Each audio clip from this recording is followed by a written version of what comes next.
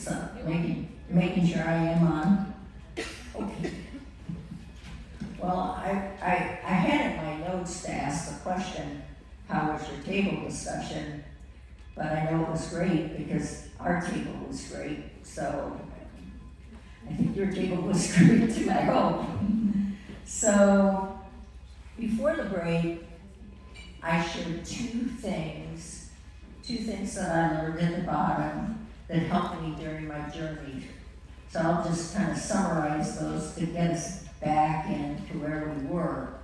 So the first one was being thankful for this really hard thing, the end of my friendship with Lynn, that allowed me to begin to see this painful place as exactly the bottom where I needed to be, and to see that it was a place of movement and growth and possibilities.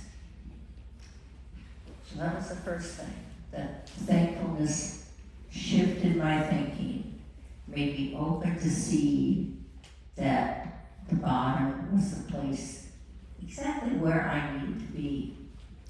And the second thing was, and this is really, really important, knowing that I was loved. Knowing that I was loved by God allowed me to be honest with myself and to see things that I needed to shift in my life, to take that inventory.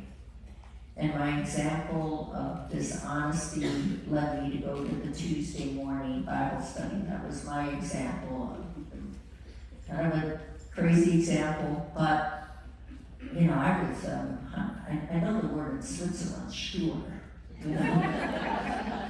Stubborn. Yeah, stubborn. Anybody who knows me from before could maybe know that that's true in my life. Well, I want to share one more important discovery that I made at the bottom.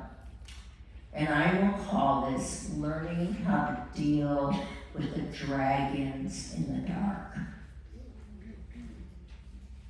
My most vulnerable place, I think we all have a vulnerable place in our lives, and I don't want to get too personal, but it's with girls, but it would be when I would be getting ready for bed at 10:30 at night and sitting on the toilet. You can't believe it, but all of this negativity hit me. All of these, what I'll call the dragons in the dark. So I want to make something perfectly clear to you that things did not suddenly get all better for me January 14, 2025, the morning following my desperate cry to God the night before. So my daily journal entries, and while I was preparing for this talk, I was rereading my journals, reflect that truth. There was pain, there was sadness, regret, the feeling of loss, discouragement, and loss of hope that reconciliation would ever happen. And those things were all there. And I had days when I thought, great, this is all over. I am no longer overwhelmed with feeling like I lost this dear friend. That turned out to be so not true. But I will call my dragons. The most disturbing thoughts that I had were filled with anger and accusations. How could she be so cold to me? How could she forget that we took 30 trips together over the years? How could she forget that I made a movie for her husband's memorial service? How I helped her clean out his very, very, very full garage? So my initial strategy was to fight off the dragons in the dark. Let me explain. I would just tell myself, stop. I am not going there. I'm not going to allow myself to think that. Now, for those of you that are trained in psychology, you will know that the stop sign, they actually have a stop sign, is one of the tools of dialectical behavior therapy. which teaches you self-regulation. You just don't allow yourself to think those thoughts. Whenever a thought came like, I can't believe that my friend of 50 years would just end our friendship. How could she do that? How could she be so cold? She has ice running through her veins. I would just say to myself, stop. I'm not going to allow myself to go there. Now, this works, and it does exercise self-control, but the problem is you never face the dragons, and they just kept coming back. In the fall of 2025, I reconnected with a woman named Lindsay, who had been in a seminary class with me way back in 2016 when I was getting my master's degree. We had lunch together, and I told her what I was going through. And she said to me that she could so relate to me, that she had gone through the life of she had gone through the loss of a dear friendship,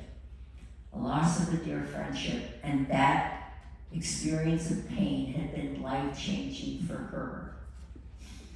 I can't tell you how meaningful it was for me to hear that somebody else had experienced that same kind of pain and rejection and loss. But Lindsay also encouraged me to consider a different strategy with my dragons. To sit in the sadness and pain and invite God to meet me there. So I'm talking about real, specific, and honest conversations with God. Lord, I feel pain and shame over the end of my 50-year-old friendship. Can you meet me there in this place right now in my pain and sadness? I stop avoiding the sad places, the places of anger, and even the places of accusation. I feel angry at Lynn at her coldness. Lord, can you be there with me? I am feeling angry and hurt and bitter. Can you comfort me? Can you be there with me? I noticed that very soon after this practice of inviting the Lord to be with me in my emotional need, in these places of emotional need, that I was free of the pain and anger and condemnation that had haunted me for almost 2 years. And I can honestly say I am free today. The anger and bitterness and accusation toward Lynn disappeared. I feel love and kindness toward her. What happened? How do I explain this? It took me a while to think about this because I didn't know. But as I started to think about it, I was a practicing therapist at one time, should be able to unravel the unravelable. How do you say that? Unravelable. Right, yeah. Easy for you guys to say. Anyway, so I'm familiar with ways to help clients deal with emotional distress. You know, like you visualize yourself in a safe place like a favorite mountain stream. Or that's EMDR for those who are practicing. Or you have the older and wiser you talk to the younger you, and you you talk to yourself, that younger you, with reassurance and comfort. So stopping yourself from negative thoughts, dialectical behavior therapy, visualizing yourself in a safe place, that's EMDR, and having the older, wiser you comfort negative emotions. I think that's transactional analysis. I forgot that. It's been a minute on that one. Anyway, these all have elements of truth, and they are effective to some extent. They do work to some extent, but they all lack one thing. And I want you to stay with me at this point. The Lord actually yearns to be there with us in our most wounded places. Wow. The Lord actually yearns to be, that's the place he wants to be. Dane Ortland writes, and I love this quote, so I'm going to repeat it. Our haunting shame is the place that he most wants to abide in. We think that's not true, but our haunting shame is the place that he most wants to abide in. He embraces us in these times more than any other. He embraces us in these times more than any other. We hide, and yet he runs after us.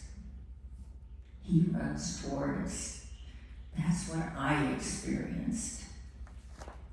All of my shame was ultimately before the Lord. I knew I screwed up badly.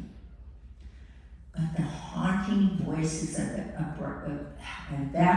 The haunting voices evaporated because he grabbed me. He embraced me. He comforted me. He loved me. My friend Jesus Christ was with me in those painful and ugly places inside us.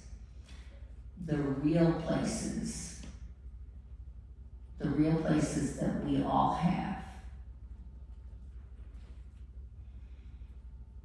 I wish I could tell you, but somebody did ask me before the break, what happened with your friendship? Well, I wish I could tell you that the story ended in this incredible way.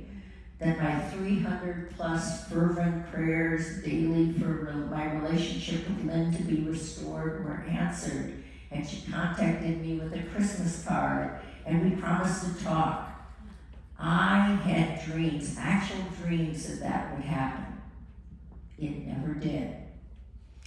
I had my vision, my hopes, my desires, my dreams, my picture of what restoration would look like. My desires were never met. So now I'm going to tell you something that might make absolutely no sense to you. But I started to think about it. I was driving my car and listening to a radio interview with a man by the name of Mitch Albom. And he had written a novel by the name of Twice. Now it's a fantasy novel about a man who could relive any moment of his life a second time, but he had to accept the consequences of that second choice. So that got me thinking. I started to think about the last 2 very dark and difficult years in my life. The incident with Lynn, but I started to think about what came out of it. I experienced the love of God as very real when I called out to him in my darkest moment of pain and hopelessness. I decided to go to the Women's Bible Study Church and have made friends with women that are insightful and deep and enjoyable. And guess what? I'm even going on a sailing trip with 3 of them in May. Who knew I like to sail? And I found a family that I've longed for, that I don't have anymore. I started to experience less anger and more peace, even with help desk. And I experienced real joy. And most importantly, I felt the love of the Lord in my life in a way that I did not think it was possible for me to experience it. God, it seemed, had allowed a disruption in my life to bring about a very different kind of restoration. A restoration that I could not imagine. So back to the novel Twice. Would I relive that moment with Lynn, January 1st, 2024, that moment that ended our 50-year-old friendship? I want to be careful to say exactly how I say this, because of course, I wish with all my heart that I could take back the unkind words that I said to my friend Lynn. And I do miss her friendship. But I came to the conclusion that these last couple of years have been the most important and consequential in my growth as a person and as a Christian. The situation has been the most difficult trial in my life, more than the death of my dear friend with ALS, sad and hard though that was, I still miss her, more than the pain of my sister's house fire and death. The end of my friendship with Lynn has been that one crushing disruption that brought me into a close and dear relationship with my Lord. I experienced redemptive disruption. Redemptive disruption, what is that?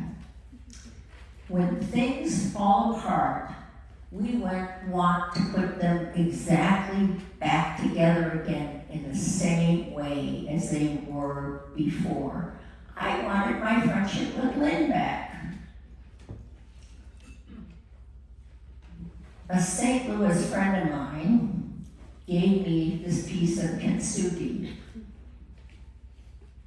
She said, I collect kintsugi, and I heard your talk in St. Louis, and it reminded me of kintsugi.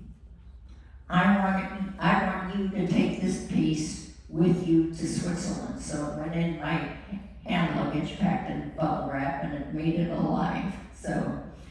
But kintsugi means golden repair.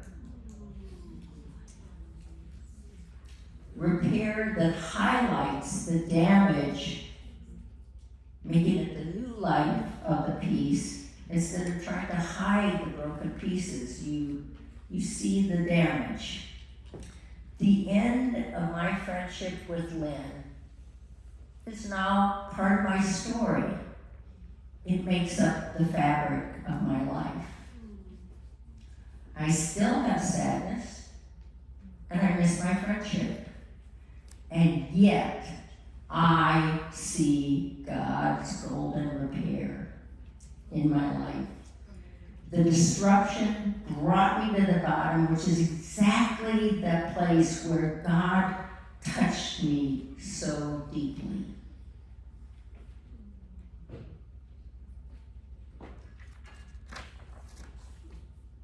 The bottom. Many things bring us to the bottom, things beyond our control, a health crisis, a family member in distress, financial strain, an unexpected death. Maybe somebody betrayed you, or maybe you, like me, did something that you wish with all your heart that you had not done. My hope is that some things I discovered at the bottom might be helpful to you. The first one is thankfulness, which adjusts our eyes to see the bottom in a new way. To see that the bottom may be a place of growth and exploration. Second, having the assurance of God's love so that we can take an honest look at ourselves and see if there are things that we need to shift and change in our lives. And so my example of this was going to the Tuesday morning Bible study. And by the way, just to shout out to my Tuesday morning Bible study, they're the ones that dressed me for today. So I think they did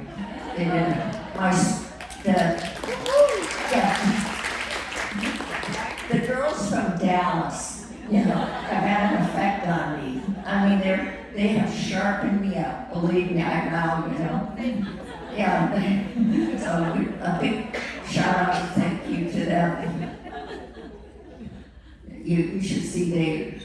I gotta stop and tell this funny story. So I needed to get some makeup, and so one of the women on my Bible study went and talked to a friend who's at the makeup counter to make sure that she didn't, she treated me gently, not too much. So I went and I had the whole introduction, and she was waiting for me, so it was fun. So anyway, but it's like having that assurance of God's love so we can take an honest look at ourselves and see if there are things that have to shift, and that was my Tuesday morning Bible study. And the third is inviting God to be there with you in the painful places, instead of stopping yourself from thinking about them or avoiding them with our very good numbing techniques that we all have and we all know.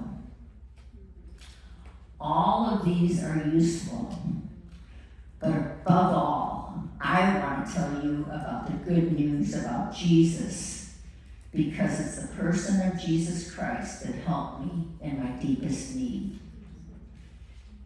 Let me tell you something that I know to be true. At our roughest, lowest moments are moments when we are the least attractive, the least lovable, the most shameful. We can call out to the Lord to help us. His grace, His love, and His presence is there. But how is that even possible? How does God get me? How does He understand my pain? How can He answer my cry for help? How can some distant, ethereal other have the ability to comfort a very hurting human? That's one thing that I'm going to talk about on Tuesday night at the Bible study.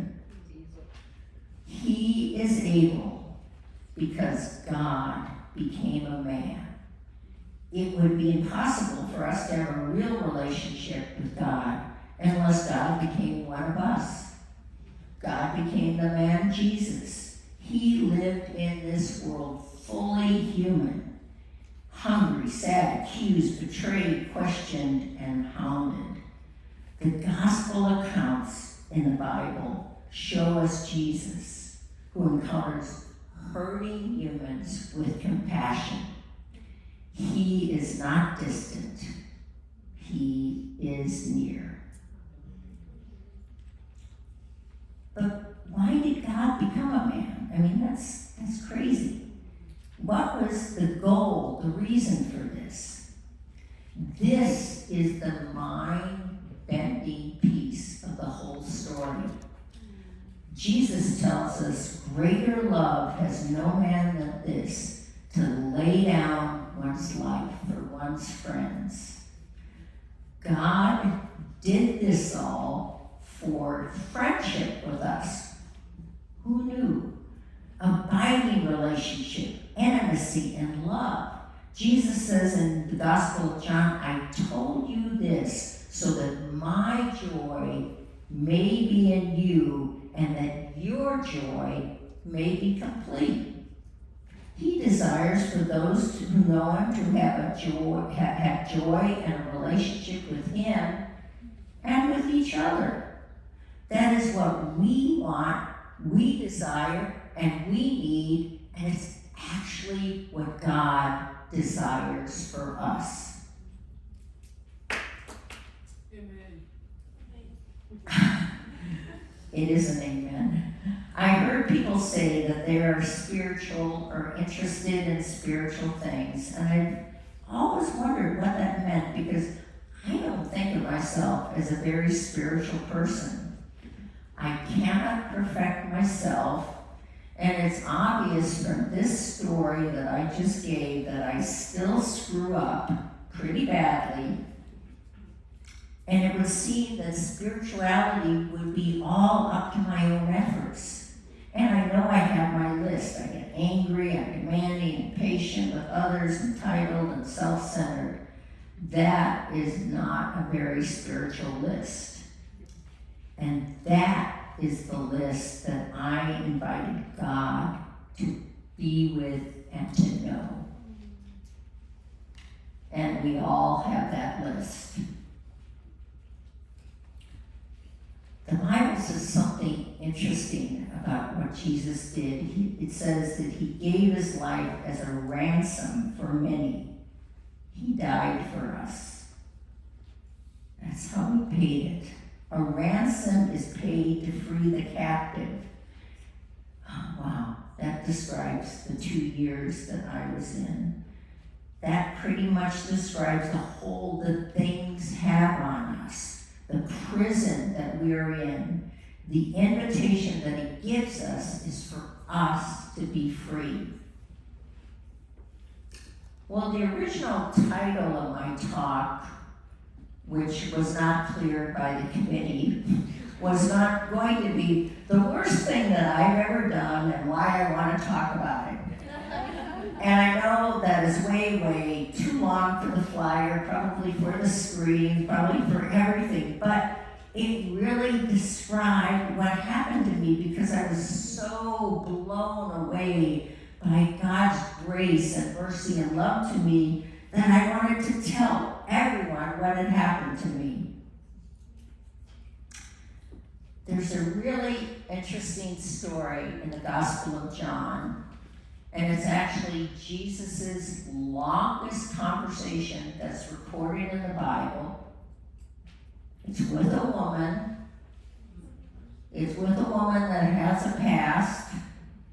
And it's with a woman who's an outcast. And he meets this woman at a well in the midst, the hottest part of the day, and he asks her for a drink.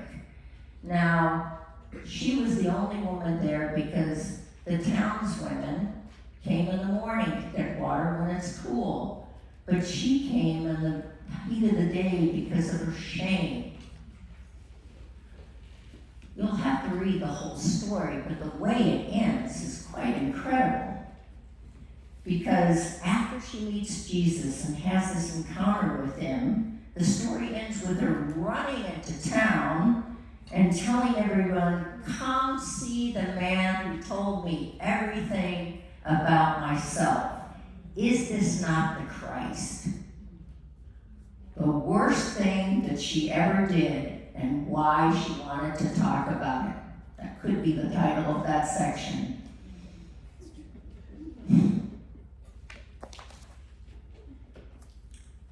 The Bible describes Jesus as being rich in one thing. It's not gold, real estate, power, prestige, fancy cars.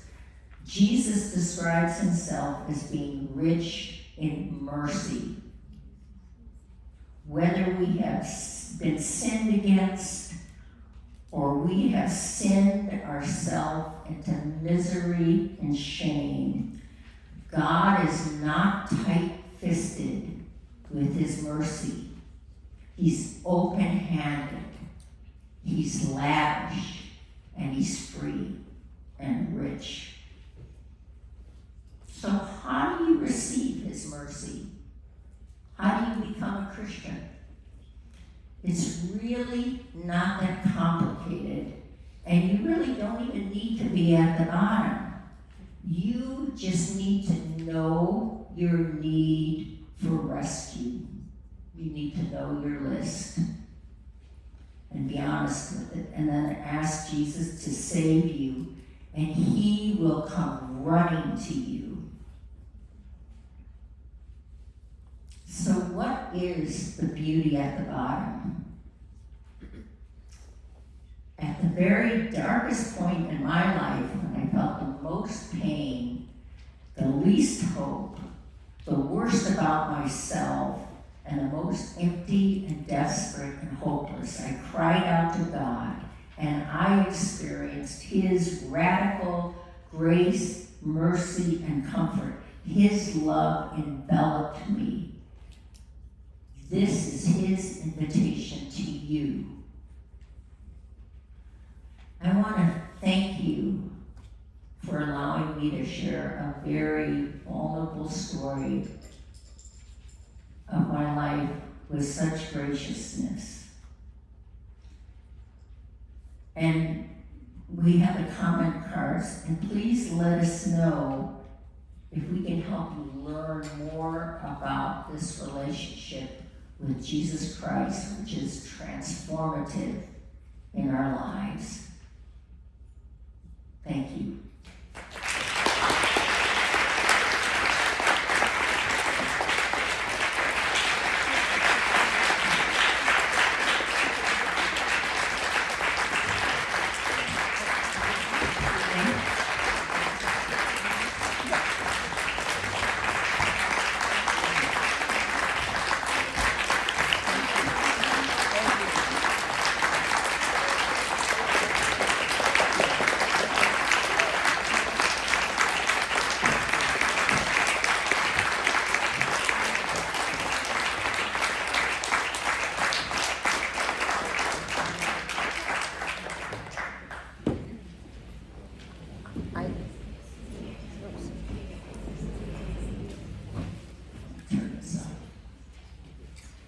Yeah, I think what we're gonna do, I'm gonna try to turn off my, because it won't record. I don't, unless I repeat the questions. Should I record the questions or not?